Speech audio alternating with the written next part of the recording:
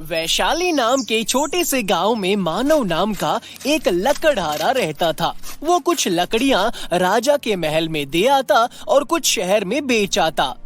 लकड़ी ले लो लकड़ी। लकड़हारे के दो जुड़वा बच्चे थे, नितिन और जतिन। दोनों की उम्र 14 साल थी, पर वो दोनों बहुत ही आलसी थे। हमेशा कोई न कोई बहाना बनाकर काम से भाग जाते। कुछ समय तक मानव ने उन्हें इनामी लालच देकर काम करवाया। जो मेरे साथ मिलकर सबसे ज्यादा लकड़ियां काटेगा, मैं उसे इनाम दूंगा। मैं काटूंगा। नहीं मैं। और दोनों अपने पिता के साथ लकड़ियां काटने लगे। पर ये इनामी लालच दोनों के आलस्य को खत्म करने में एक कारगर उपाय साबित नहीं हो पाया। और बहुत सोचने के बाद मानव ने अपनी पत्नी के कान में कहा, ये तुम क्या कर रहे हो? ये दोनों अभी बहुत छोटे हैं। हाँ मैं जानता हूँ, पर वो काम सीख जाए इसके लिए ये जरूरी है। अगर ये राज किसी को पता चल गया तो? नहीं तुम चिंता मत करो, हमारे दोनों बच्चे समझदार हैं। नितिन जतिन दोनों इधर आओ। हम फिर से काम पर नहीं जाने वाले, हमें स्कूल से बहुत सारा काम मिला है। पर आज हम तुम दोनों को एक ऐसा राज बताने वाले हैं जिससे तुम लोगों को ज्यादा काम करना ही नहीं पड़ेगा। ये लकड़ियाँ कोई साधारण लकड़ियाँ नहीं है, ये जादुई लकड़ी है। केवल 5 से 10 लकड़ियाँ काटने पर ही लकड़ियाँ अपने आप अधिक हो जाती हैं। हमें सब पता है, हमसे काम करवाने के लिए आप दोनों ने ये नया उपाय सोचा है। ये सच है, ये राज मेरे पिताजी ने मुझे बताया था और अब मैं तुम दोनों को बता रहा हूँ। पर ध्यान रहे, ये बात किसी और को नहीं पता चलनी चाहिए। पर ऐसा क्यों? क्योंकि अगर किसी को ये राज पता चल गया तो ये जादू खत्म हो जाएगा। ठीक है पिताजी, हम किसी को नहीं बताएंगे। और जादुई लकड़ी की बात सुनकर जतिन और नितिन भी मानव के साथ लकड़ियाँ काटने चले जाते हैं। तुम्हें लगता है कि ऐसी कोई लकड़ी होती होगी? कल तक हमें पता ही चल जाएगा। और फिर नितिन और जतिन दोनों लकड़ियाँ काटने लगते हैं। उन्होंने करीब 100 से 200 लकड़ियाँ काटी और दोनों थक गए। शाम होने वाली है, अब तुम दोनों जाकर पढ़ाई करो। नितिन और जतिन जाने लगते हैं। कितना मजा आएगा जब लकड़ियाँ ज्यादा हो जाएंगी। अगर ऐसा नहीं हुआ तो फिर मैं कल से काम पर नहीं आऊँगा। मैं भी नहीं आऊँगा।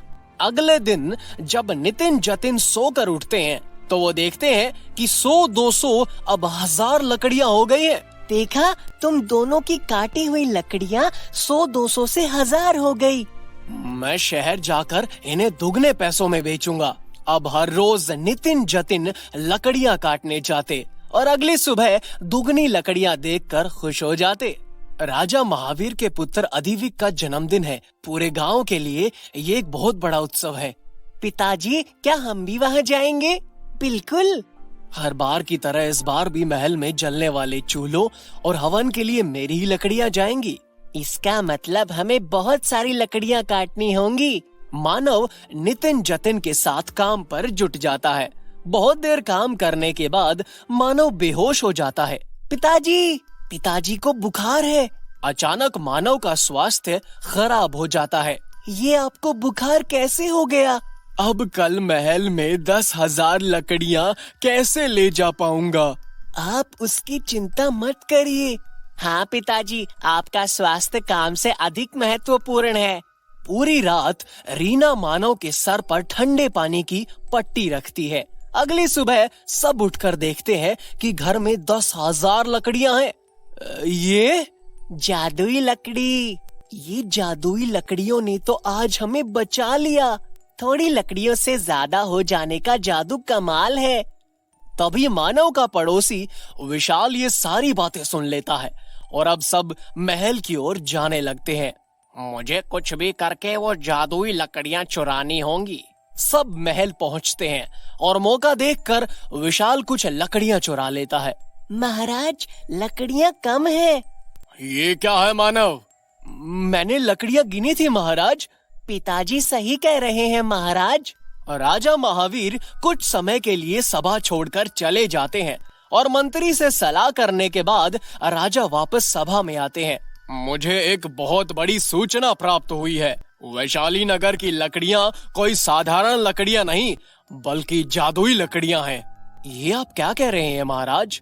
हाँ, पर अब जादुई लकड़ियां अपना जादू नहीं दिखा पाएंगी, क्योंकि चोरी हो जाने पर लकड़ियों से सारी जादुई शक्तियां लुप्त हो गई हैं। पर इसका कोई तो उपाय होगा ना? हाँ, ये शाही दाव है। अगर वो चोर इस दाव से अपने चोरी की हुई लकड़ी काट ले तो लकड़ियों में जादुई शक्तियां लौट सकती हैं। और इतना ही नहीं, जो शख्स इस दावे से लकड़ी काटेगा उसकी लकड़ी सोने की लकड़ी में बदल जाएगी। ये सुनते ही लालच में आकर विशाल चुपके से जाकर अपनी चोरी की हुई लकड़ी काट लेता है और इसकी चोरी पकड़ी जाती है। ये सब चोर को पकड़ने के लिए केवल एक झूठ था, जिसका सुझाव हमें मानव ने ही दिया था। मानव, क्या तुम जानते हो कि तुम्हारे बीमार पड़ने पर भी इतनी सारी लकड़ियां कैसे और कहां से आई? नहीं, हम हैरान थे। ये लकड़ियां तुम्हारे बच्चे नितिन और जतिन ने सारी रात जंगल में बैठकर काटी हैं। बच्चों?